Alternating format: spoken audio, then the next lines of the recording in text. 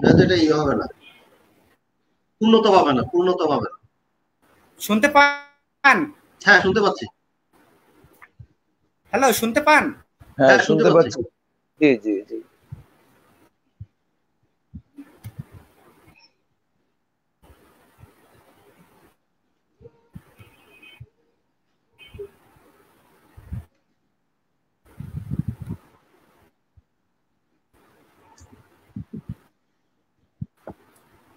শুরু করছি।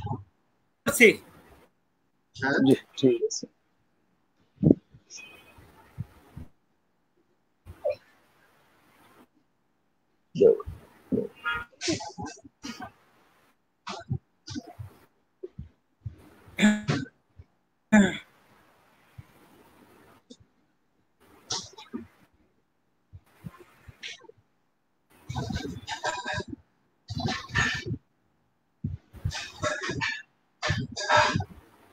বিসমিল্লাহির রহমানির রহিম।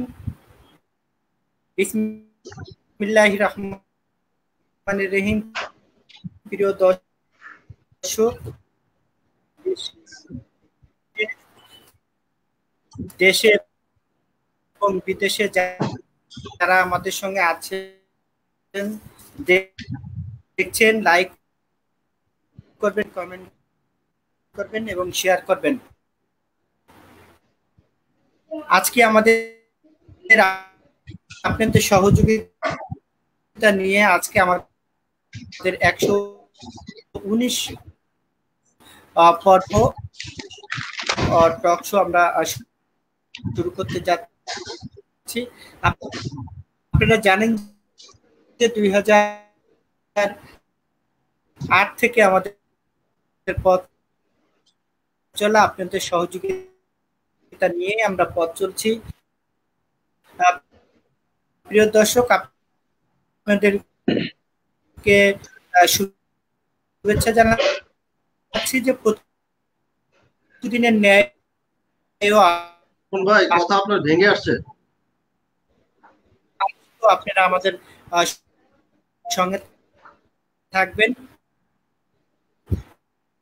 আমরা আমাদের সঙ্গে ইতিমধ্যে যুক্ত হয়েছেন আমাদের সকলের প্রিয়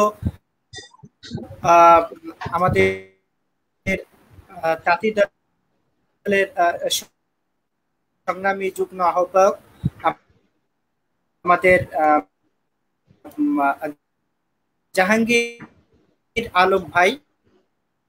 আমরা জাহাঙ্গীর আলম ভাইকে শুভেচ্ছা জানাচ্ছি। আমাদের সঙ্গে যুক্ত আছেন আমাদের সকলের প্রিয় ঢাকা মহানগর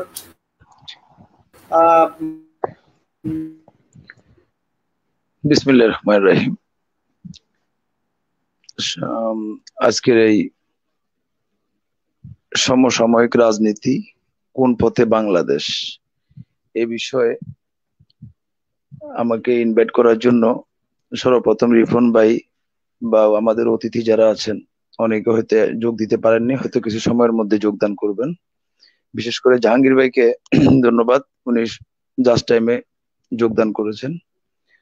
আর আমি হচ্ছে বেশি ধন্যবাদ জানাবো আজকে দীর্ঘদিন যাবৎ অনলাইনের এই জুম অনলাইন প্রোগ্রামটা চালু করে রেখেছেন রিফন ভাই অনেক ক্লান্ত পরিশ্রমের মাধ্যমে। উনি আশা করি এটা সর্বপ্রথম উনি মনে হয় করোনাকালীন সময় গত 1 বছর যাবৎ উনি এটা চালু রেখেছেন। প্রায় 128 পর্ব চলছে আজকে। তো যাই হোক, আমি এখানে আজকের ওনার প্রোগ্রামে আজকে প্রথম ওনার থেকে চেয়ে দাওয়াতটা নিছি। হ্যাঁ, জাহাঙ্গীর ভাইয়ের সাথে একটু পরিচয় হওয়ার জন্য, বা বাচ্চু ভাই, তারপরে হচ্ছে আপনার যে মালিক ভাই যারা আছেন ওনাদের সাথে পরিচয় হওয়ার জন্য। এর আগে আমি অন্য প্রোগ্রামে ছিলাম, আজাদ ভাইয়ের প্রোগ্রামে ছিলাম, তারপরে কয়েকদিন আগে আরেকটা প্রোগ্রাম ছিল বুলু ভাইয়ের, ওই প্রোগ্রামে ছিলাম। তো যাই হোক, আসলে কোন পথে বাংলাদেশ, এটার উত্তর খুঁজতে গেলে অনেক সময় লাগবে। এর আগে আরেকটু ব্যাগে যাই, কোন পথে বাংলাদেশের আগেই রাজনীতি কোন পথে, বিএনপি কোন পথে, এটা খুঁজতে যেতে হবে। বিএনপি বাঁচলে দেশ বাঁচবে। যে এই বিষয়টা আমাদের প্রত্যেক নেতা কর্মী মাঠ পর্যায়ে যারা আছেন, একদম লো লেভেল পর্যায়ে থেকে হাই লেভেল পর্যায়ে এদের মাথায় ঢুকাইতে হবে বিএনপি বাঁচলে দেশ বাঁচবে।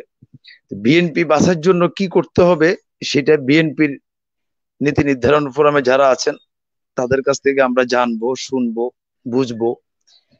কিছু কিছু সময় দেখা যায় নিজেদের মধ্যে ঝামেলা থেকে থাকে, নিজের সুবিধার জন্য অনেকেই নিজকে সেভ করার জন্য সে অনেক সময় তার দল পরিচয়কে সে বিলীন করে দিতে বাধ্য হয়ে যায় বা নিজের কারণে করে ফেলে। যাই হোক, আজকের সাবজেক্টটা অনেক কঠিন একটা সাবজেক্ট, সেটা হচ্ছে বাংলাদেশ কোন পথে। বাংলাদেশের রাজনীতি আপনি সে 72 থেকে শুরু করলে শেষ পর্যায়ে আসে 90-তে এসে কিছুটা গণতন্ত্রের মুখ দেখছে মানে সেটা বিএনপির মাধ্যমেই এবং খালেদা জিয়ার মাধ্যমে, বিশেষ আন্দোলন সংগ্রামের মাধ্যমে, স্বৈরাচার এরশাদ সরকার পতনের মাধ্যমে। তারপর থেকে 91 থেকে 96 রাজনীতিতে বাংলাদেশের নতুন মেরুকরণ এই দেশে।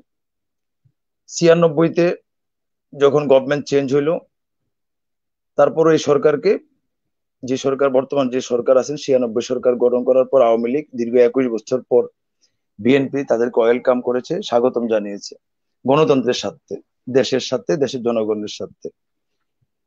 96-তে ওনারা ক্ষমতায় আসার পরে দেশে অস্ত্রের ঝনঝনানি, কলেজ গুলাতে, ইউনিভার্সিটি গুলাতে, সব জায়গায় সর্বক্ষেত্রে সন্ত্রাস, চাঁদাবাজ, মাদক, ধর্ষণ, নারী নির্যাতন, শিশু নির্যাতন।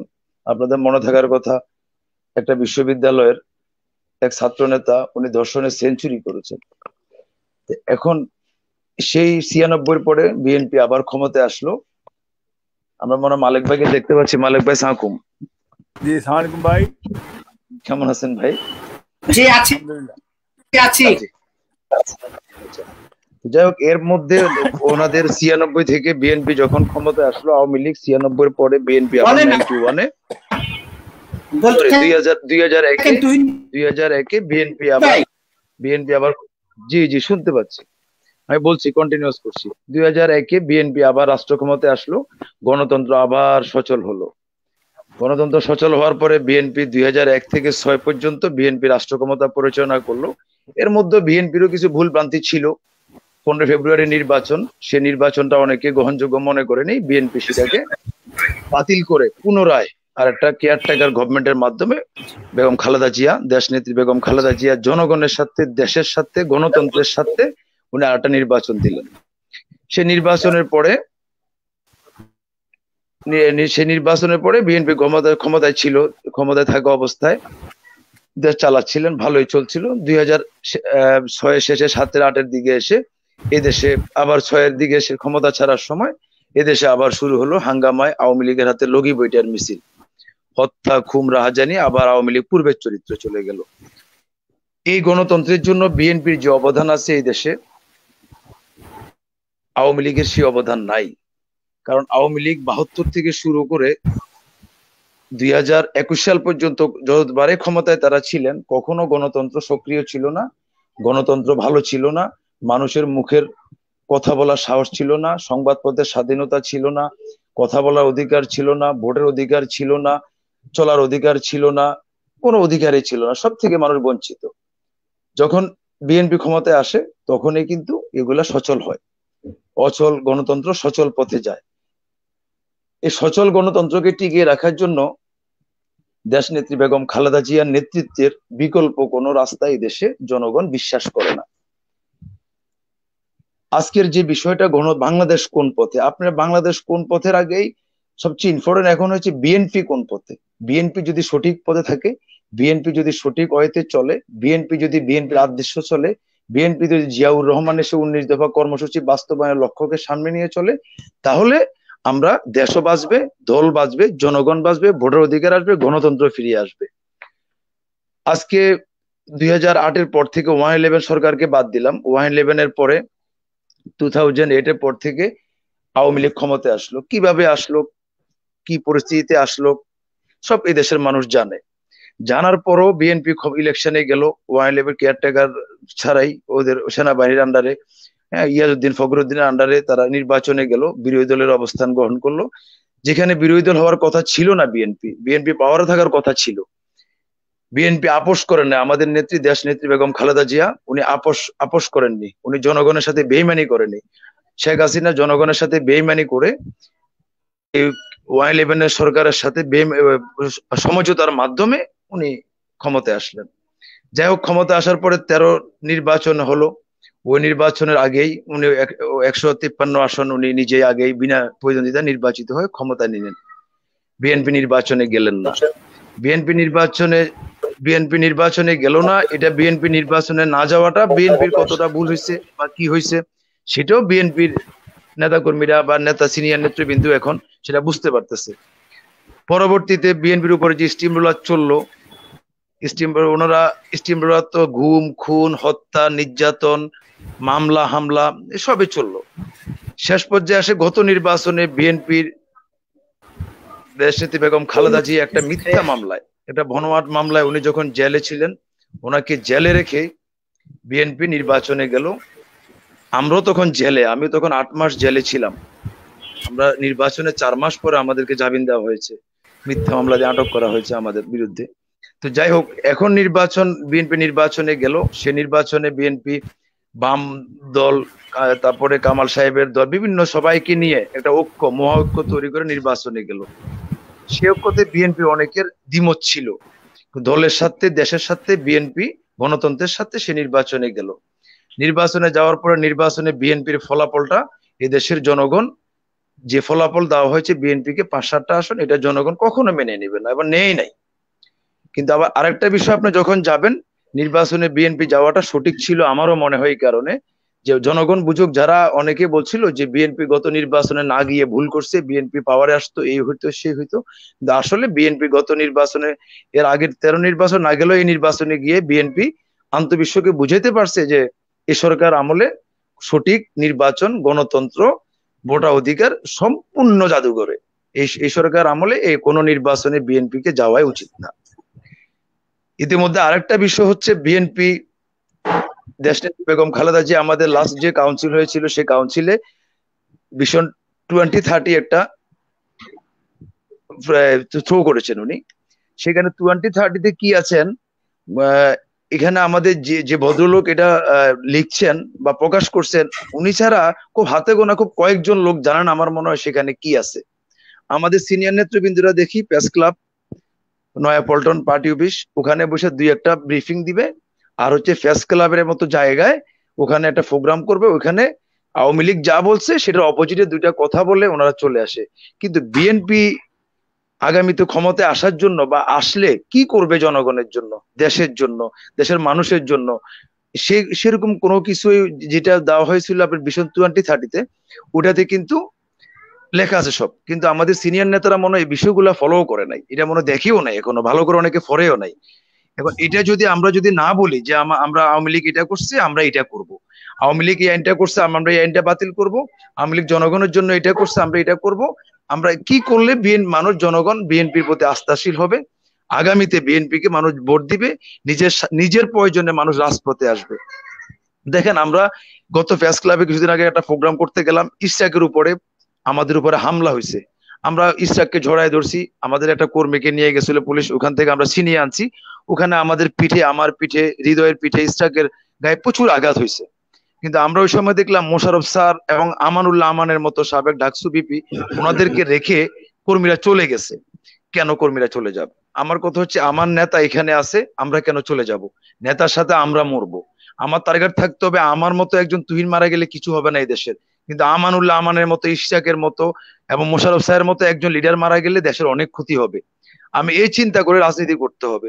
আর রাজনীতিতে সবসময় ভোগের নয়।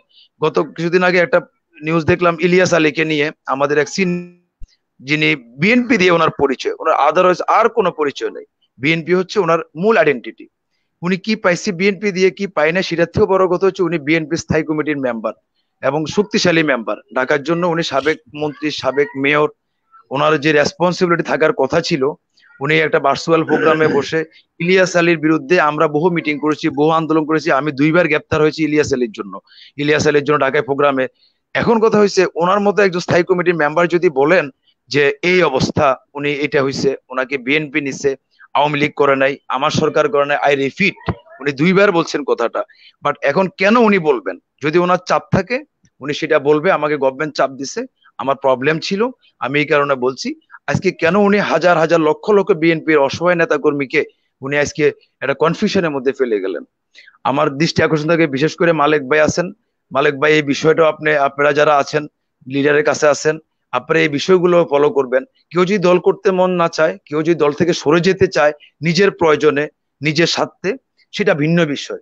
কিন্তু আপনি আমাকে মাঝখানে রেখে আপনি দায়িত্বের জায়গায় আপনি বইটা হাতে রাখবেন কিন্তু নৌকা চালাবেন না, কিন্তু সেটা কিন্তু আমাদের জন্য অনেক কঠিন হয়ে যায় আমরা যারা মাঠ পর্যায়ে আছি। আজকে আমার মতো এক কর্মী 73টা মামলা, আমি কোর্টে, আমাকে 30 দিনের মধ্যে আমাকে 14-15 দিন আমার কোর্টে থাকতে হয়। আমাদের মতো হাজার হাজার লক্ষ লক্ষ নেতা কর্মী আছে মামলা হামলা শিকার, কিন্তু কয়জন সিনিয়র লিডার ওইসব কর্মীদের খোঁজ খবর রাখে না। তো যাই হোক, বাংলাদেশ কোন দিকে যাচ্ছে সে চিন্তার আগে বিএনপি কোন দিকে যাচ্ছে আমার কাছে এখন বিষয় হচ্ছে বিএনপি কোন দিকে যাচ্ছে, বিএনপি কোন পথে হাঁটছে। বেগম খালেদা জিয়ার মতো একজন মহিলা, বয়োবৃদ্ধ মহিলা, উনি এই দেশের তিনবারের প্রধানমন্ত্রী, 2বারের বিরোধী দলের নেত্রী, 90 স্বৈরাচার বিরোধী আন্দোলনের নেত্রী, যার হাত ধরে এই দেশের গণতন্ত্র মুক্তি পাইছে, মানুষের ভোটার অধিকার, স্বাধীনতা সবগুলো পাইছে, আর যিনি নিজেও একজন মুক্তিযোদ্ধা হিসেবে।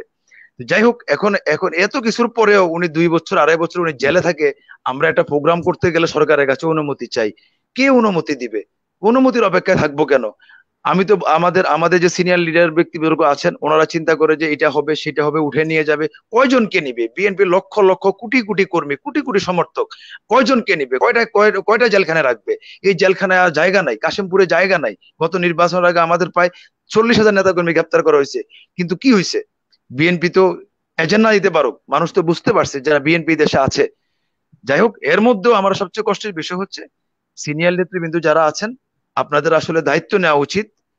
বাংলাদেশ কোন পথে যাচ্ছে এটার আগে বিএনপি কোন পথে যাচ্ছে আপনার এই সিদ্ধান্ত গ্রহণ করা উচিত। বিএনপির আগে বাঁচাইতে হবে, আর বিএনপি বাঁচলেই এই দেশের গণতন্ত্র বাঁচবে, ভোটার অধিকার বাঁচবে, স্বাধীনতা পূর্ণাঙ্গ রূপ পাবে, সংবাদপত্রের স্বাধীনতা থাকবে, মানুষ না খাইয়ে মরবে না, 74-এর দিকে দেশ যাবে না।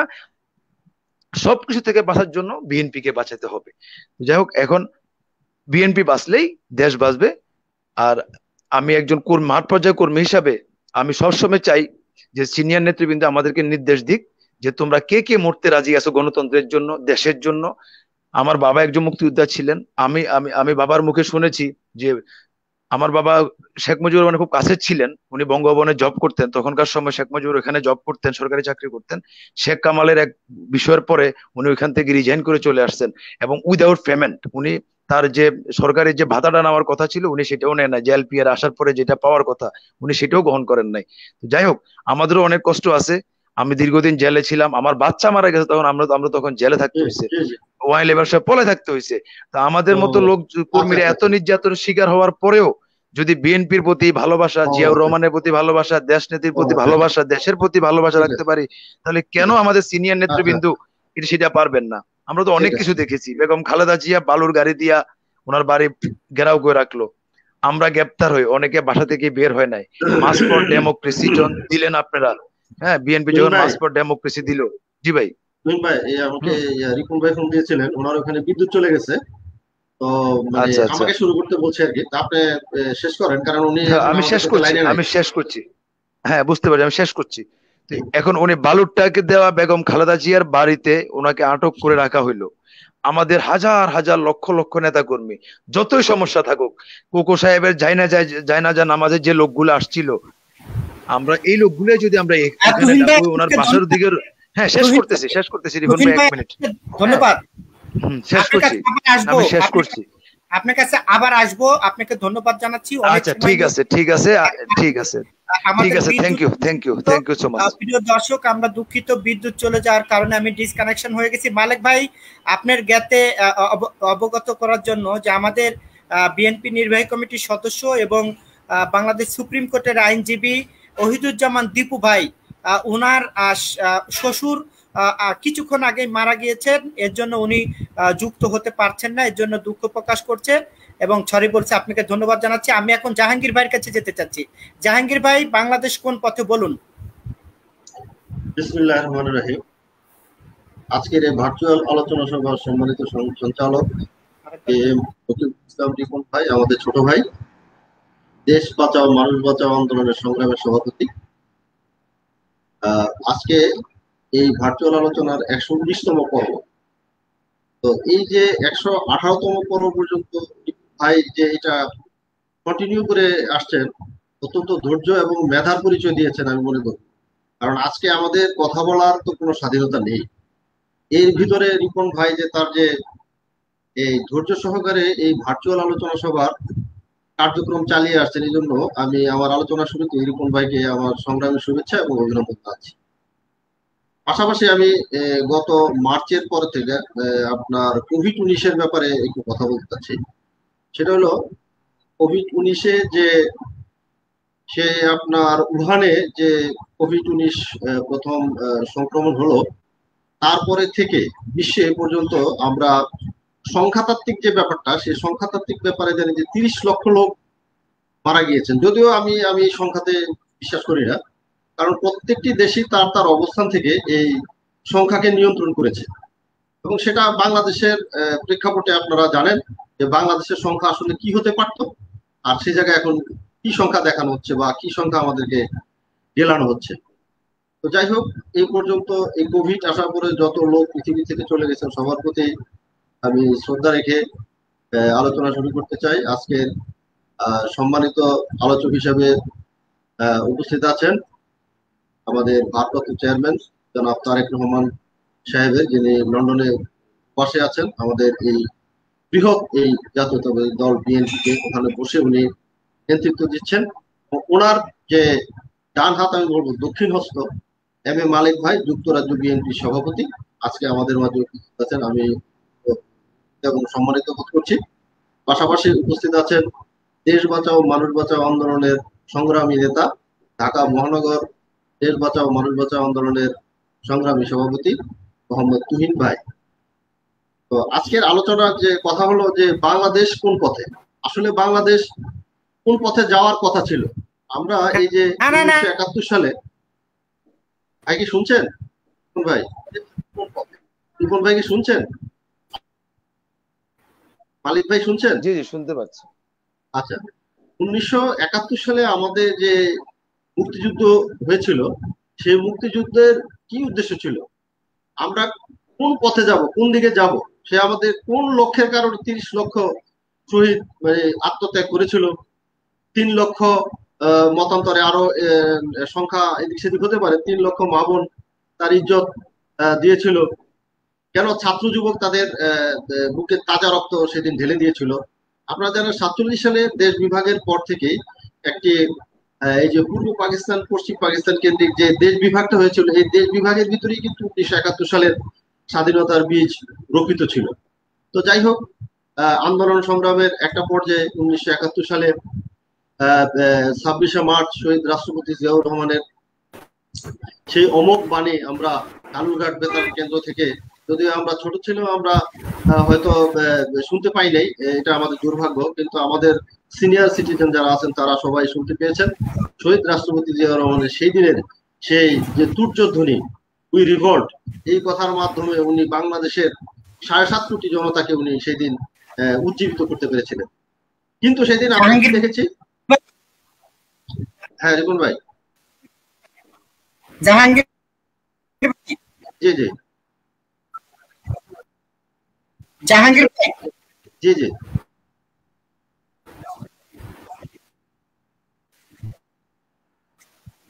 জাহাঙ্গীর ভাই, ভাই বলেন, ভাই বলেন।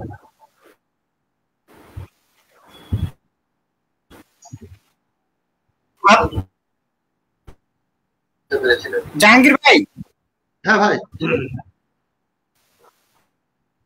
কথা শুনছি না আপনার। রিপন ভাই আপনার কথা শুনি নাই কিন্তু। আপনাকে একটু সংশোধনীয় করে দেই, সেটি হলো যে তুহিন ভাই কিন্তু দেশ বাঁচাও মানুষ বাঁচাও আন্দোলনের নেতা না, উনি ঢাকা মহানগর বিএনপির নেতা। ঠিক আছে, উনি বিএনপির নেতা, বারবার কারা নির্যাতিত নেতা। জি জি জি ঠিক আছে, থ্যাংক ইউ। তো আমি আমার কথা আসি, সেটা হলো যে আমরা এই দেশটা কেন স্বাধীন হয়েছিল, মানুষ বলেন, বাংলাদেশ কোন পথে যাবে, আপনি বলেন। যে বাংলাদেশ কোন পথে যাবে, কোন উদ্দেশ্য, কোন লক্ষ্য নিয়ে এদেশের মানুষ স্বাধীনতা যুদ্ধে, স্বাধীনতা সংগ্রামে ঝাঁপিয়ে পড়েছিল। এটা স্বাধীনতা, আমরা একক ব্যক্তির কোনো এখানে কোনো কৃতিত্ব নেই। এখানে আমরা অনেকেই এখনকার গত 12-13 বছরের যে আমরা রাষ্ট্রীয় যে যন্ত্র আছে, সেই রাষ্ট্রীয় যন্ত্রে যেভাবে একক ব্যক্তিকে কৃতিত্ব দেওয়া হচ্ছে, আসলে এই স্বাধীনতা বলেন, আপনি বলেন। আমি বলছি তো, শুনছেন না? আমি শুনছি, বলেন। হ্যাঁ, একক কোনো ব্যক্তির কৃতিত্ব না। আজকে দেখেন, স্বাধীনতার সুবর্ণ জয়ন্তী এবং শেখ মুজিবুর রহমানের জন্ম শতবার্ষিকী উপলক্ষে গত একটি বছর যাবৎ কি ধরনের মানে কার্যকলাপ করছে এই সরকার, এটা এই দেশের জনগণ সারা পৃথিবীর মানুষ দেখছে। তো যাই হোক, বাংলাদেশ কোন পথে যাওয়ার কথা ছিল, আপনারা সেটা স্বাধীনতার পরে এই দেশের মানুষ উপলব্ধি করতে পারলো যে বাংলাদেশ যে পথে যাওয়ার কথা ছিল, বাংলাদেশ আসলে সেই পথে নেই। 72 থেকে 75-এ যে শাসন ব্যবস্থা ছিল, পরবর্তীতে দেখা গেল যে 75-এর 25শে জানুয়ারি জাতীয় সংসদে মাত্র 11 মিনিটের আলোচনায় একটি শাসন ব্যবস্থাকে সম্পূর্ণভাবে নষ্ট করে প্রেসিডেন্ট পদ্ধতির শাসন ব্যবস্থা কায়েম করা হলো এবং শেখ মুজিবুর রহমান উনি আজীবন এদেশের প্রেসিডেন্ট হিসেবে নিজেকে ঘোষণা করলেন। কোনো জনমত জরিপ বা কোনো রাষ্ট্রীয় কোনো আনা ভোটের মাধ্যমে না, সরাসরি জাতীয় সংসদকে ব্যবহার করে প্রেসিডেন্ট হয়ে গেলেন। এর পরবর্তীতে আপনারা জানেন 1975 সালে 15ই আগস্ট দুঃখজনক ঘটনা ঘটেছিল। তার পরবর্তীতে 7ই নভেম্বর অনেক ঘটনার মধ্যে দিয়ে আমাদের শহীদ রাষ্ট্রপতি জিয়াউর রহমান স্বাধীনতার মহান ঘোষক, উনি ক্ষমতার পাদপ্রদীপে আসেন। যাই হোক, এর পরবর্তীতে বাংলাদেশের যে মানুষের লক্ষ্য এবং উদ্দেশ্য ছিল স্বাধীনতার, আমার মনে হয় শহীদ রাষ্ট্রপতি জিয়াউর রহমানের ক্ষমতাকালীন সময়ে মানুষ সেটা কিছুটা উপলব্ধি করতে পেরেছিল। উনি কি করলেন, এখানে বাংলাদেশের যত মেধাবী মানুষ আছে সবাইকে একত্রিত করলেন এবং সবার কাছে জানতে চাইলেন যে এই দেশটাকে কিভাবে গড়া যায়, এই দেশের স্বাধীনতার সার্বভৌমত্বকে সমুন্নত রেখে উনি এই দেশে মোটা কাপড় এবং মোটা ভাত সংস্থান করার জন্য উনি দেশ গঠনে, দেশের গঠন বিপ্লবে উনি ঝাঁপিয়ে পড়লেন। উনি এমন একটা আমি জানি যে বিএনপির এক সিনিয়র নেতার মাধ্যমে জানতে পেরেছি যে উনি বাংলাদেশের উনি ক্ষমতায় আসার পরে বাংলাদেশের প্রত্যেক দিন উনি বাংলাদেশের কোনো না কোনো জনপদে ভ্রমণ করেছেন প্রত্যেক দিন। এরকম একজন নেতার আসলে আজকে কর্মী হয়ে আসলে আজকে আমি গৌরব বোধ করি যে এমন একজন জনবান্ধব নেতা, তার আদর্শে রাজনীতি করি। আজকে আসলে সেই জায়গা থেকে আমি মনে করি আজকে যদিও আমরা বিএনপি আজকে তার সেই পুরনো অবস্থানে নেই, কিন্তু তারপরে আমি বলবো যে আমরা আমাদের শহীদ রাষ্ট্রপতি জিয়াউর যে আদর্শে রাজনীতি করে আমি এই জন্য গর্ববোধ করি। ওনার বাংলাদেশের জাতীয়তাবাদকে বাংলাদেশের জনগণ যেভাবে মানে গ্রহণ করেছে, এটা আসলে অভূতপূর্ব। এবং উনি যে রাজনীতির সূচনা করে গেছেন, আজকে দেখেন ওনার এত বছরের পরেও, ওনার মৃত্যুর এত বছর পরেও আজকে শহীদ রাষ্ট্রপতি জিয়াউর রহমানের দল বিএনপি মাথা উঁচু করে দাঁড়িয়ে আছে।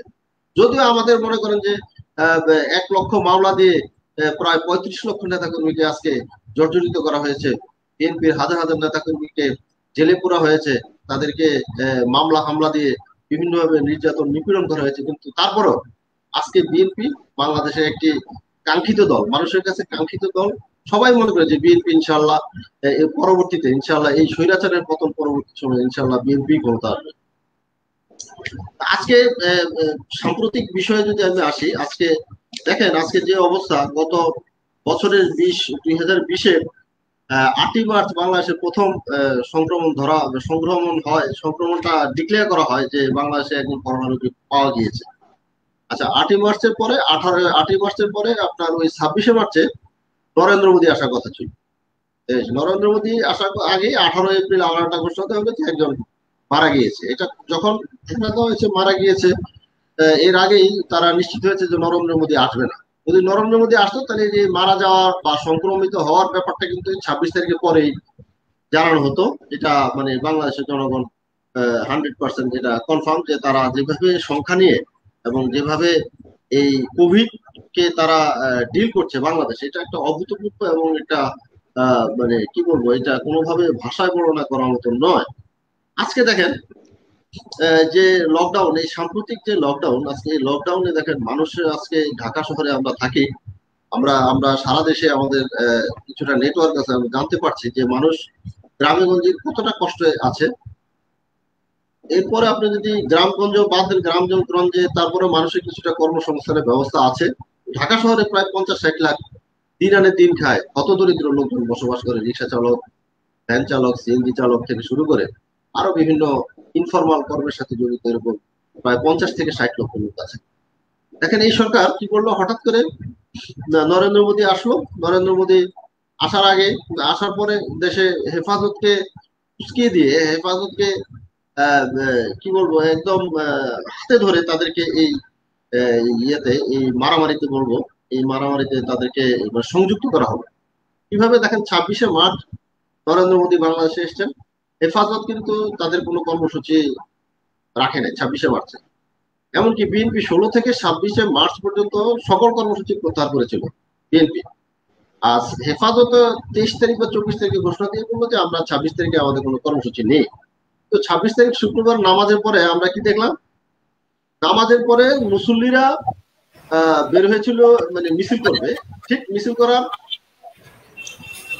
করবে এই ধরনের একটা প্রস্তুতি নিয়েছে। এর ভিতরে ছাত্রলীগ, যুবলীগ এবং হেলমেট বাহিনী, পুলিশ বাইরে দাঁড়িয়ে আছে, হেলমেট বাহিনী ঢুকে গেল বাইতুল মোকাররমের ভিতরে জুতা নিয়ে, ঢুকে গিয়ে এখানে অজস্র মানুষ যারা মুসল্লি এসেছিল, সচেতন মুসল্লি, তাদেরকে নির্যাতন করা হলো, বিভিন্ন ভাবে করা হলো, এগুলো ভাইরাল হয়ে গেল। পরবর্তীতে হাটহাজারী এবং ব্রাহ্মণবাড়িয়ায় মানে প্রতিবাদ কর্মসূচি পালন করতে গিয়ে সরকারের এজেন্টদের মাধ্যমে বিভিন্নভাবে ব্রাহ্মণবাড়িয়াতে বিশেষত আপনার সরকারি এজেন্টের মাধ্যমে যেভাবে জ্বালাও পোড়া করা হয়েছে, এবং সুর সম্রাট যে আলাউদ্দিনের যে জাহাঙ্গীর ভাই বোঝা যাচ্ছে না আপনার কথা বোঝা যাচ্ছে না, সুমন ভাই বুঝছেন? মালিক ভাই মনে প্রবলেম করতেছে আপনার। বুঝতে পারছি। বুঝতে পারছি।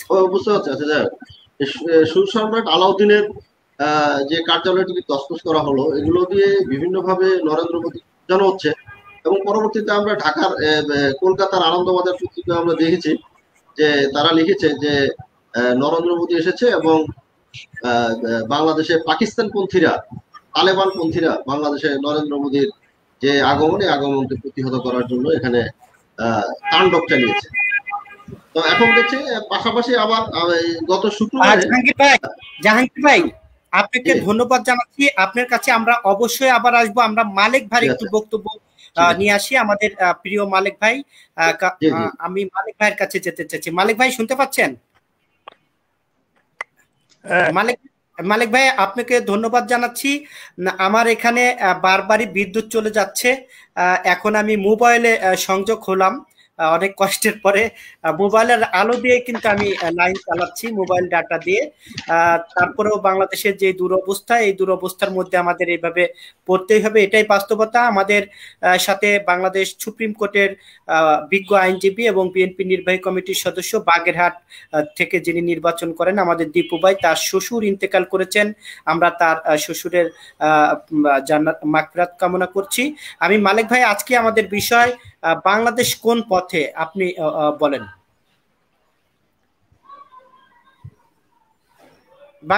মালিক ভাই মাইকটা অন করেন, মাইক বন্ধ, আপনার মাইক বন্ধ। মালিক ভাই আপনি হ্যাঁ বলেন। জি হ্যাঁ শোনা যায়। বিসমিল্লাহির রহমানির রহিম। আসসালামু আলাইকুম। আজকে দেশ বাঁচাও মানুষ বাঁচাও এই আন্দোলনের সেই পক্ষে এবং সেই সংগঠনের পক্ষে আজকের আমাদের সঞ্চালক অত্যন্ত চমৎকার আয়োজন করেছেন রিপন, আপনাকে ধন্যবাদ। যুক্তরাজ্য বিএনপির পক্ষ থেকে আমি কৃতজ্ঞতা জানাচ্ছি। আজকে আমাদের মধ্যে উপস্থিত আছেন জাহাঙ্গীর ভাই, তারপরে আপনার ঢাকা মহানগরের নেতা তুহিন আছেন, আমাদের আহমদ ভাই আরেকজন জয়েন করেছেন। সবাইকে সালাম এবং শুভেচ্ছা যুক্তরাজ্য বিএনপির পক্ষ থেকে, আমার নেতার পক্ষ থেকে। তো আমি প্রথমে, যেহেতু রাজনৈতিক ডিসকাশন, তো আমাদের অলরেডি আমি আমাদের দুই নেতার বক্তব্য আমি শুনেছি। আমি প্রথমে শ্রদ্ধা জানাই বাংলাদেশের প্রথম প্রেসিডেন্ট শহীদ রাষ্ট্রপতি জিয়াউর রহমান, মহান স্বাধীন বাংলাদেশের ঘোষক এবং বহুদলীয় গণতন্ত্রের প্রবক্তা, এবং ওনার আত্মার মাগফিরাত কামনা করছি। তার সাথে সাথে যারা বিভিন্ন গণতান্ত্রিক আন্দোলনে আত্মাহুতি দিয়েছেন তাদের আত্মার মাগফিরাত কামনা করছি।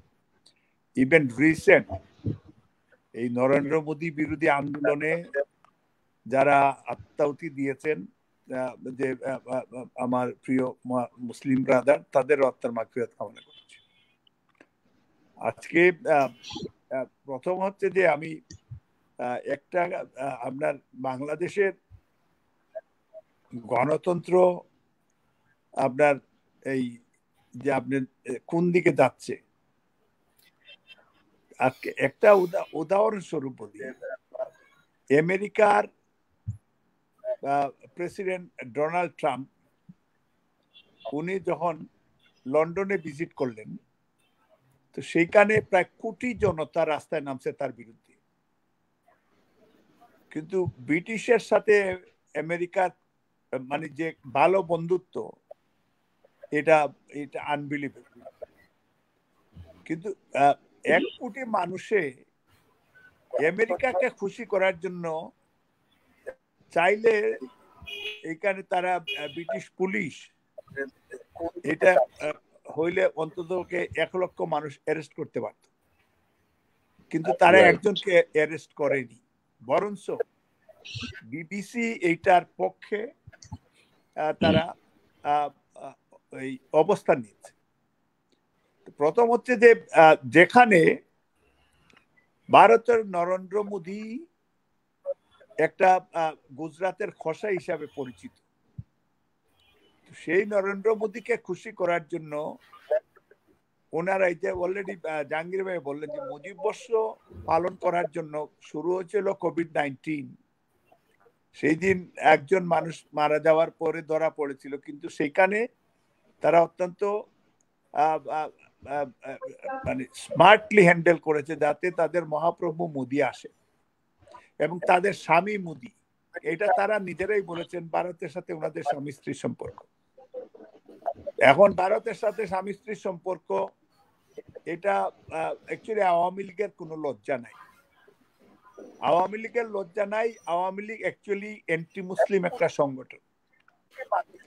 আওয়ামী লীগের শুরুর থেকে যেটা শুরুতেই তারা সবসময় আপনার স্ববিরোধিতা করে থাকে।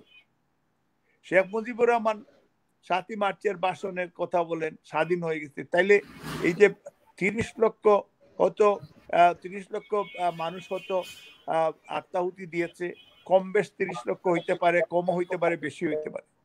2 লক্ষ মানুষ সংগ্রাম হারিয়েছে।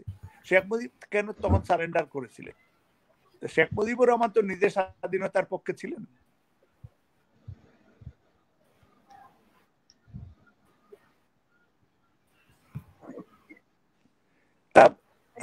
আজকে আমার কথা শোনা যায়? জি জি শোনা যায়, শোনা যায়। মালিক ভাই বলেন। রিপন, আমার কথা শোনা যায়? জি শুনতে পাচ্ছি, বলেন। শোনা যাইতেছে। আমরা শুনছি। রিপন ভাই মনে শুনছে না। মালিক ভাই বলেন, আপনি আমার কথা শোনা আপনি যায়? বলেন। হ্যাঁ হ্যাঁ, আপনার কথা শোনা যায়, বলেন। কথা শোনা যায়? জি জি আপনার কথা শোনা যাইতেছে, জি বলেন। জি আমরা শুনছি। মালিক ভাই আপনি বলেন। হ্যাঁ শোনা যায়, শোনা যায়, শোনা যায়। শোনা যায়? জি জি শোনা যায়। জি শোনা যাচ্ছে। ওকে, তো শেখ মুজিবুর রহমান যদি সারেন্ডার করলেন, জিয়াউর রহমান রিভোল্ট করলেন, স্বাধীনতা ঘোষণা দিলেন, পরবর্তী পর্যায়ে বহুদলীয় গণতন্ত্র এনে দিলেন, আমাদের বাংলাদেশের প্রথম মহিলা প্রধানমন্ত্রী, উনি আমাদের দেশের পার্লামেন্টারি ডেমোক্রেসি দিলেন, মাদার অফ ডেমোক্রেসি। আজকে শহীদ রাষ্ট্রপতি জিয়াউর রহমানের এই যে সেই গণতান্ত্রিক বাংলাদেশ আজকে তো নাই। আজকে ম্যাডাম খালেদা জিয়া আজকে জেলের ভিতরে। আজকের বাংলাদেশ কোন পথে চলছে? আজকে বাংলাদেশ ভারতের পথে। কারণ আমাদের স্বামী যদি খুশি থাকেন তাইলে স্ত্রীর কোনো সমস্যা নেই। ভারতের সাথে ওনাদের পরক্রিয়া সম্পর্ক এটা কোয়াই ডিক্লেয়ার করেছে। বাংলাদেশ সরকার এটা ডিক্লেয়ার করেছে তাদের ভারতের সাথে তাদের স্বামী স্ত্রীর সম্পর্ক, তাদের রক্তের সম্পর্ক। একটা মুসলমানের রক্ত দিয়ে তারা গোসল করছেন, মুসলমানের রক্ত দিয়ে তারা হোলি খেলা খেলছেন।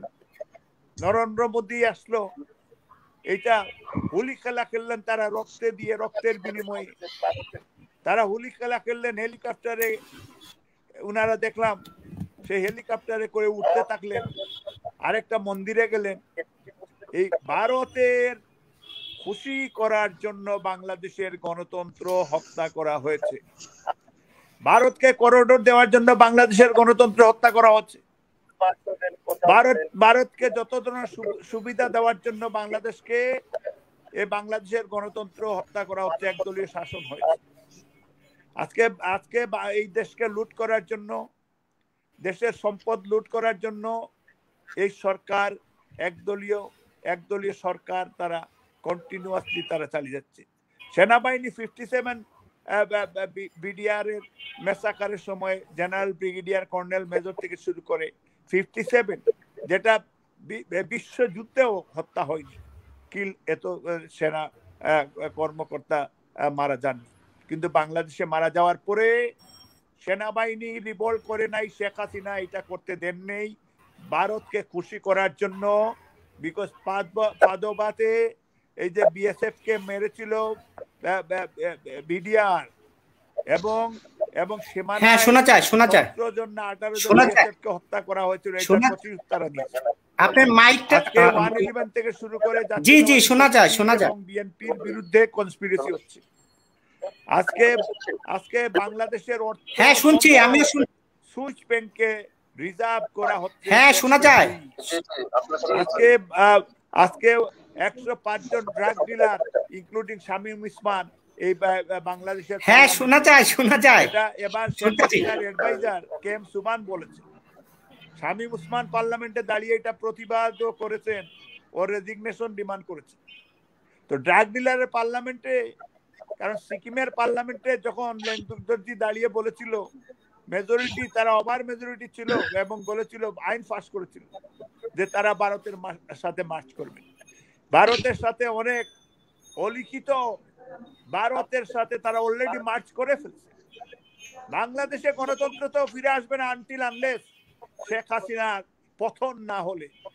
বাংলাদেশে অনেক নেতারাই এই যে বাংলাদেশে গণতন্ত্র, কারণ আমরা রাত্রে আওয়ামী লীগ করি, দিনে বিএনপি করি। অনেক নেতারা রাত্রে আওয়ামী লীগ করেন, দিনে বিএনপি করেন। গণতন্ত্র ফিরে আসবে, গণতন্ত্র ফিরে আসার সুযোগ দেখছি না। মুনাফিকরা যখন এই মুনাফিকদের বিরুদ্ধে অবস্থান নিতে হবে যে যেখানে, এবং এই মুনাফিক সরকার পুলিশি রাষ্ট্র বানিয়েছে। বিদেশি নিউজ পেপার গুলি ক্লিয়ার, বাংলাদেশে অনেক এই বিদেশি নিউজ পেপার গুলির খবর আমরা অনেকেই জানি না। এবং আমি জাস্ট 2-3টা নিউজ পেপারের রেফারেন্স দিয়ে তারপরে আমার বক্তব্য শেষ করবো। একটা হচ্ছে ব্রিটিশে দি মেইল একটা পত্রিকায় হেডলাইন করেছে, এটা ব্রিটিশের অনেক সেইখানে ফলোয়ার্স থাকে। শেখ রেহানা একটা বাড়িতে মাল্টি-মিলিয়ন পাউন্ডের বাড়ি কিনেছেন হ্যামস্টেডে, এটা তারা হেডলাইন করেছে, এটাতে কোনো মর্গেজ নাই। এর আগে উনি কাউন্সিলের ফ্ল্যাটে থাকতেন এবং শেখ হাসিনা পাওয়ারে আসার পরে এই টাকাটা এটা অজ্ঞাত স্থান থেকে দেওয়া হয়েছে, অর্থাৎ বাংলাদেশ থেকে এই পয়সাটা দেওয়া হয়েছে।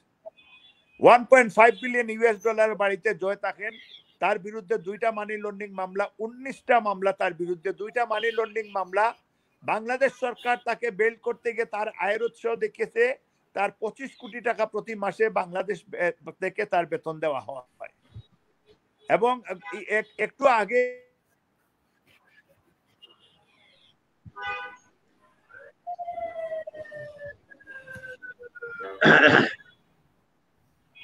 মালিক ভাইকে শোনা যাচ্ছে না। মালিক ভাই আবার মিউট করে ফেলছে। এটা মিউট করে ফেলছে, আছে, আনমিউট করতে হবে।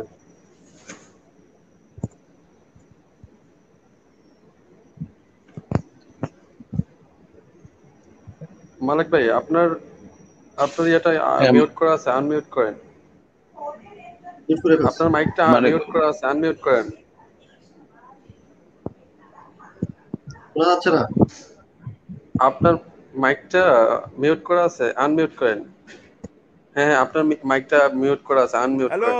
হ্যাঁ হ্যাঁ, এখন ঠিক আছে। হ্যাঁ, এবার ঠিক হ্যাঁ আছে, হ্যাঁ, এখন এবার ঠিক আছে। এখন শুনতেছি, এখন শুনতেছি, এবার ঠিক আছে। এখন যে বিষয়টা হলো, নিউ ইয়র্ক টাইমসে হেডলাইন আসছে, জয় 2 বার মানির লন্ডিং মামলা। আল জাজিরা রিপোর্টের কথা আমরা কোন পলিটিশিয়ানরা আমরা বাংলাদেশে, আমি জানি যে ডিফিকাল্টিজ। আল জাজিরা যে আজকে ইসরায়েলের সাথে, ইসরায়েলের কাছ থেকে ডিভাইস কিনে বাংলাদেশের সেনাবাহিনী, হোয়াট এ শেম, যেখানে বাংলাদেশের সেনাবাহিনী অত্যন্ত গর্ব করার বিষয়। সেনাবাহিনী বাংলাদেশের স্বাধীনতা ঘোষণা করেছে, সেনাবাহিনীর মেজর এ দেশের পতাকা এনে দিয়েছে। আর আজকে আমাদের সেনাবাহিনী আজকে আজকে ভারততন্ত্র বিশ্বাস করছে কেন আমি জানি না, আমি জানতে খুব ইচ্ছা আমার।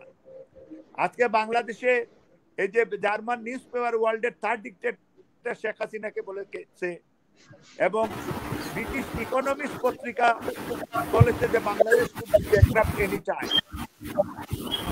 এবং আরেকটা বিষয়, ইউএইতে আপনারা জানেন যে শেখ হাসিনার মেয়ের জামাই এবং শেখ হাসিনার মেয়ের উপরে মানি লন্ডারিং মামলা, তার হাজবেন্ড এখনো অ্যারেস্ট, এবং শেখ হাসিনার মেয়েকে শেখ হাসিনা একাধিকবার ভিজিট করে ওনারা বাংলাদেশে ফিরে নিয়ে গেছেন, এবং বাংলাদেশে প্রেসিডেন্ট হামিদ শাহ এবং কানাডায় বেগম পাড়ার কথা শুনতেন। 1 বিলিয়ন কানাডার ব্যাংকে বাংলাদেশের টাকা, 1 বিলিয়ন ইউএস ডলার, এটা এটা শেখ হাসিনার মেয়ে।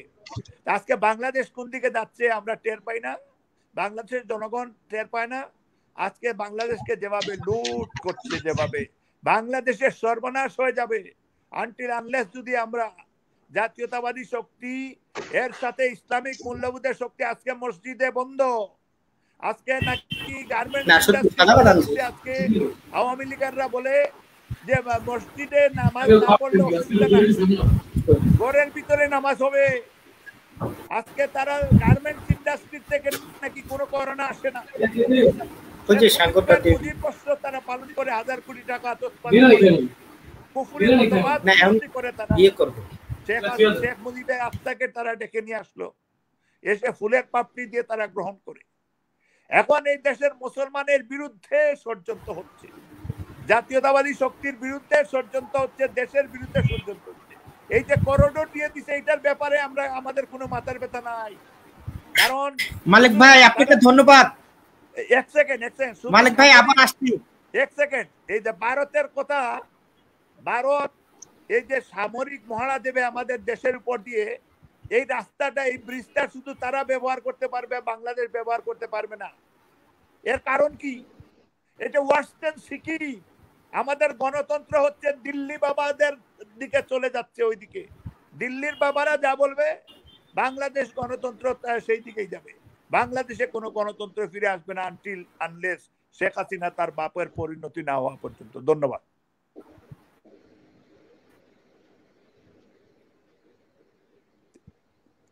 আজকের সঞ্চালক আমি বলি যে জনগণকে ইউনাইটেড করতে হবে, একমাত্র বিএনপি আর বিএনপির নেতাকর্মী, আমাদের আমাদের আপসীন নেত্রীর আপস।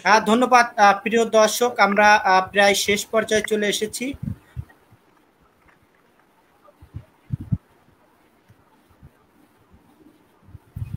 ধন্যবাদ মালিক ভাই। মালিক ভাই আপনাকে ধন্যবাদ, আপনার কাছে আসবো। প্রিয় দর্শক, আমরা শেষ পর্যায়ে চলে এসেছি, আমাদের মাত্র হাতে 10 মিনিট আছে। আজকে বিদ্যুৎ বারবার চলে যাচ্ছিল, তারপরও চেষ্টা করছি মালিক ভাই। আমরা রাছেল ভাইয়ের কাছে যেতে চাচ্ছি, নবীন দলের সাংগঠনিক সম্পাদক রাছেল ভাই, খুব সংক্ষেপে বলবেন, আমাদের সময় খুবই কম, মাত্র 10 মিনিট আছে, আমরা সকলকে দিতে চাচ্ছি। আপনি জানেন যে আমরা 1 ঘন্টার মধ্যে আমাদের প্রোগ্রাম শেষ করি, আপনার কাছে যেটা একটু সংক্ষেপে বলেন রাছেল ভাই। প্রিয় দর্শক, যান্ত্রিক ত্রুটির কারণে আমরা রাসেল ভাইকে পাচ্ছি না। তুহিন ভাই শুনতে পাচ্ছেন? তুহিন ভাই শোনেন? শুনতে পাচ্ছি। হ্যাঁ তুহিন ভাই, সংক্ষেপে বলেন, সংক্ষেপে, খুবই সংক্ষেপ। না ঠিক আছে, ধন্যবাদ। ধন্যবাদ মালিক ভাই, আপনাকে বিশেষ করে ধন্যবাদ। এবং আমাদের জাহাঙ্গীর ভাই, হ্যাঁ জাহাঙ্গীর ভাইও বলছেন, যাই হোক ভালো লাগছে। আর রাসেল আসছেন, রাসেল মনে লাইন পাওয়া গেছে। রাসেল শুনতে পাচ্ছ? জি জি জি জি শুনতে পাচ্ছি ভাই। আচ্ছা, যাই হোক। আচ্ছা আচ্ছা, ঠিক আছে, যাই হোক। হ্যাঁ, বলেন কিন্তু সমস্যা নেই। মালিক ভাই যেটা বললেন, আপনারা মানে আমি বারবারই একটা বিষয়কে ফলো করতে চাচ্ছিলাম আপনাদের সবাইকে নজরে আনার জন্য। মানে এই দেশের জনগণকে বুঝাইতে হবে বিএনপি বাঁচলেই দেশ বাঁচবে, এই জিনিসটা মানুষের মাথায় ঢুকাইতে হবে। কারণ বিএনপিটা এমন একটা পর্যায়ে এখন বর্তমানে বাংলাদেশের মানুষের হৃদয় আছে, অ্যান্টি আওয়ামী লীগ, বাট যারা আওয়ামী লীগ করেন এদের মধ্যে একটা নতুন করে একটা ক্ষোভ জন্ম হয়েছে যে যে দেশে যে পরিবার আওয়ামী লীগ একজন আছেন, সে পরিবারে কিন্তু বিএনপি করে, জাতীয় পার্টি করে, জামাত পরে, এরকম লোকও আছেন। উনি ওই ওই পরিবারটার মধ্যেও এখন বিভেদ তৈরি হয়েছে। কেন? গণতন্ত্রের জন্য। যে লোকটা আওয়ামী লীগ করতেন উনিও চাচ্ছেন যে এই দেশে গণতন্ত্র আসুক, সঠিক গণতন্ত্র আসুক। কারণ পরবর্তী প্রজন্ম কি পাবে, কি শিখবে, কি দেখবে, তারা তো এটা চায় না। এখন কিন্তু ভালো কোনো পরিবার থেকে, ভালো কোনো সমাজ থেকে কোনো রাজনীতি করতে আসতে চায় না। তারা চিন্তা করে যে এই রাজনীতির কোনো ফিউচার নাই। ধন্যবাদ কিন্তু তুহিন ভাই, আপনার বক্তব্যটা আমরা এটা বুঝতে পারছি। আমরা এগুলা থেকে পরিত্রাণ চাই। ধন্যবাদ ভাই সকলকে। আপনার বক্তব্যটা, জি জি, আপনাকে ধন্যবাদ। জাহাঙ্গীর ভাই আপনার কাছে যেতে চাচ্ছি। জাহাঙ্গীর ভাই, খুব সংক্ষেপে এখান থেকে বেরিয়ে আসার উপায় কি?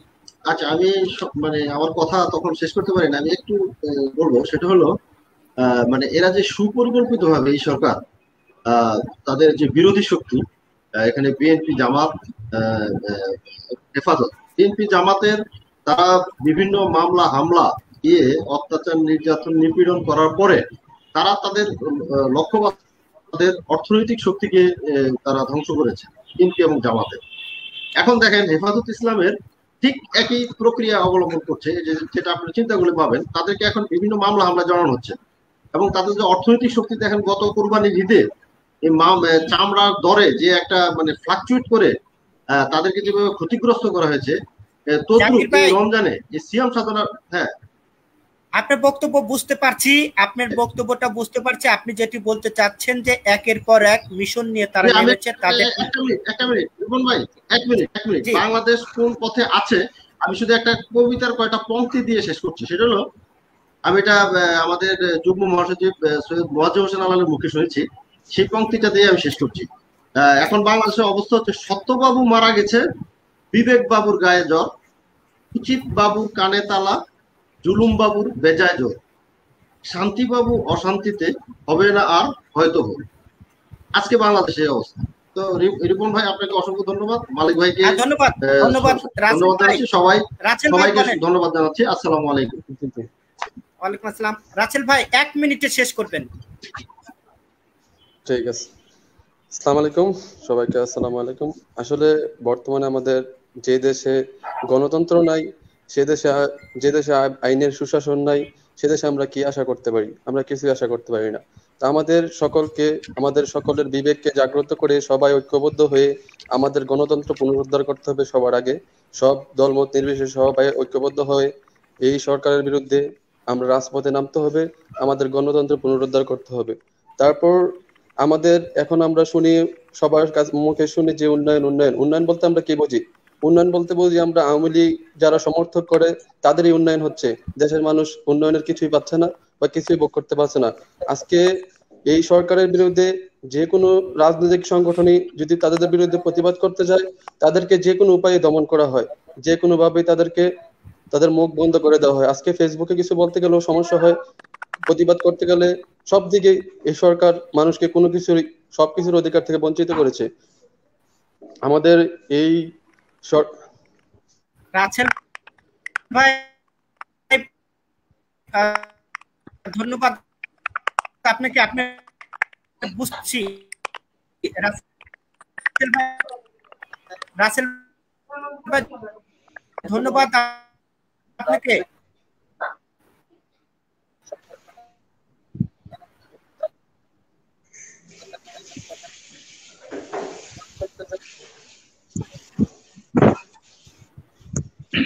রাসেল ভাই আপনাকে ধন্যবাদ, বক্তব্য আমরা বুঝতে পারছি। রাসেল ভাই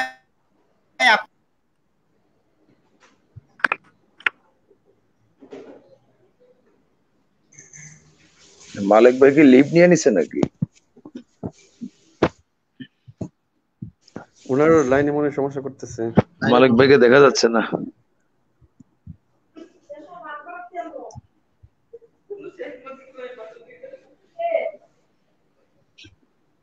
ওনার লাইনটা মনে ডিসকানেক্ট হয়ে গেছে।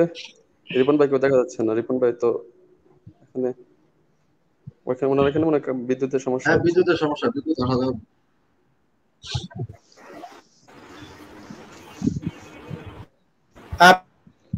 প্রিয় দর্শক, যান্ত্রিক ত্রুটির কারণে আমরা মালিক ভাইকে হারিয়ে ফেলেছি। আমরা মালিক ভাইয়ের বক্তব্যের মধ্য দিয়ে শেষ করতে চাচ্ছি। আপনারা এতক্ষণ আমাদের পাশে ছিলেন, লাইক করেছেন, কমেন্ট করেছেন এবং শেয়ার করেছেন। আপনাদেরকে ধন্যবাদ জানাচ্ছি।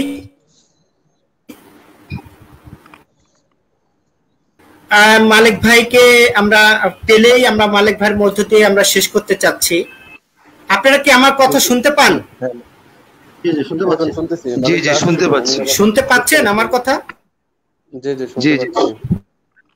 জি, তুহিন শুনতে ভাই? পাচ্ছি। মালিক ভাই আছেন, ওনাকে দিয়ে শেষ করুন। শোনা যায়? জি জি, শুনতে পাচ্ছি। জি জি। রিপন ভাই শুনতে পাচ্ছি।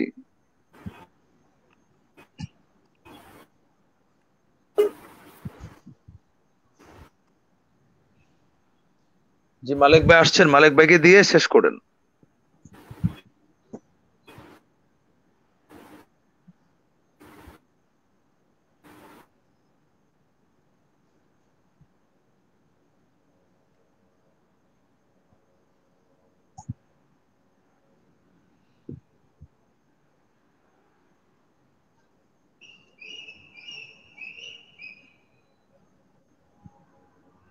ভাই আপনাকে রিপন ভাই, পাচ্ছি না, কিন্তু আমরা হারিয়ে গেছে মনে হয়। তুহিন ভাই, ওনার এখানে আপনি আজকে তো শুনছেন লাইনের না আমার সমস্যা কথা? করতেছে। হ্যাঁ শুনতে রাসেল পাচ্ছি, ভাই তো শুনতে শুনছেন? জি জি, আপনার কথা তাহলে শুনতে মনে পাচ্ছি। হয় আমরা আমরা তিনজনই। ইয়ে করবো নাকি, লিভ করবো? না না, লিভ করেন না। অনুষ্ঠানটা তো এটা তো প্রবলেম, তো উনি শেষ করে আর কি। একটু ওয়েট করেন। না, ওই তো তাহলে হবে শেষ হইয়া হইল না শেষ, ওই অবস্থা না না হবে। না, উনি আবার আসছে। জি হ্যাঁ, জি। মালিক ভাইকে পাওয়া গেছে, মালিক রিপন মালিক ভাইকে মনে হয় পাওয়া যাবে মনে হয়। মালিক এটা ভাইরে পাওয়া আজকে গেছে। বোধহয় মালিক ভাই শেষ করেন। হ্যাঁ, মালিক ভাই আপনি শেষ করেন। আজকে রিপন ভাইয়ের ওখানে বিদ্যুৎ আসা যাওয়া করতেছে তো। রিপনকে আমি বলবো যে আজকে আমাদের আমাদের নেতৃবৃন্দ যে বক্তব্য দিয়েছেন, আমি ওনাদের সাথে একমত, এবং আমি মনে করি যে এখন আমাদের কঠিন একটা ইউনিটি করতে হবে, এবং সব নেতাদেরকে এবং আমাদের যে ডিস্ট্রিবিউট রুট যেটা আছে এটাকে আরো শক্তিশালী করতে হবে। কারণ এটাকে শক্তিশালী করে, কারণ এক একজনের পিছনে যেহেতু 10টা-15টা মামলা করে আছে, এখন বাংলাদেশে গণতন্ত্র পুনরুদ্ধার করতে হলে আমরা সবাই মিলে এবং যারা ইসলামিক সংগঠন আছে তাদেরকেও সাথে করে আনতে হবে। এনে আমরা সবাই মিলে দলমত নির্বিশেষে একটা প্ল্যাটফর্মের মাধ্যমে আমাদের, আমরা আশা করছি দেশনায়ক তারেক রহমান চেষ্টা করছেন এই বছরে দেশে ফিরবে। যদি আল্লাহ সুস্থ রাখে উনি বাংলাদেশে ফিরবেন। যদি এক পূর্ণ ইয়ে হোক, সমস্যা হোক, সবাই মিলেই ফেস করবো। তো আমি মনে করি যে এখন যেভাবে আওয়ামী লীগ তারা মনে করছে যে একদলীয় শাসন, ভারতের মোদীকে খুশি করে একদলীয় শাসন তারা চালিয়ে যাবে, এটার কোনো সুযোগ থাকবে না। এটার সুযোগ আমরা করতে দিব না। এই প্রস্তুতি নেওয়ার আহ্বান জানিয়ে আমি আমার দেশের যুব সমাজ, ছাত্র সমাজ, আমাদের ভাই বোন সবাইকে বলবো যে আমাদের গড়ে গড়ে গণতন্ত্র পুনরুদ্ধারের এবং দেশ বাঁচাও মানুষ বাঁচাও আন্দোলনকে আরো শক্তিশালী করা, বেগবান করার জন্য দেশনেত্রী বেগম খালেদা জিয়ার মুক্তির জন্য আমাদের আমাদের এককভাবে আমাদের সেখানে আপসহীনভাবে আমাদের সেই আন্দোলন কর্মসূচি পালন করে যেতে হবে।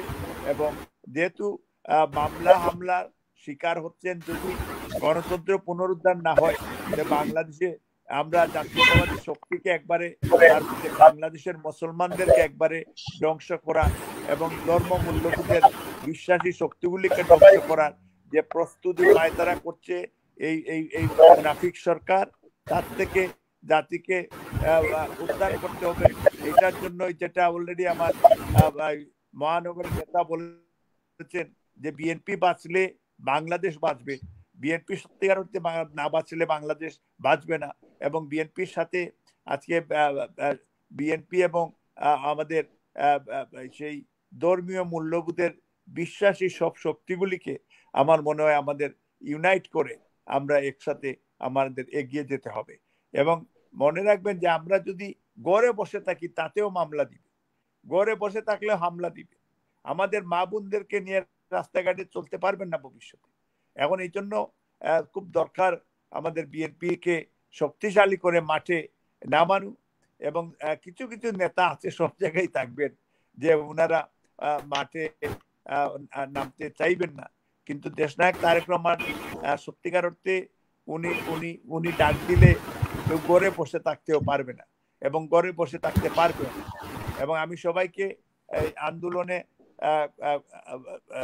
সংগ্রামে এবং দেশনেত্রী বেগম খালেদা জিয়ার মুক্তির জন্য, গণতন্ত্র পুনরুদ্ধারের জন্য আমাদের সবাই একমত হয়ে আমরা কাজ করবো এই আশা ব্যক্ত করে আপনাদেরকে ধন্যবাদ জানিয়ে, আবার আজকে রিপনকেও ধন্যবাদ জানিয়ে আমি আমার বক্তব্য শেষ করছি।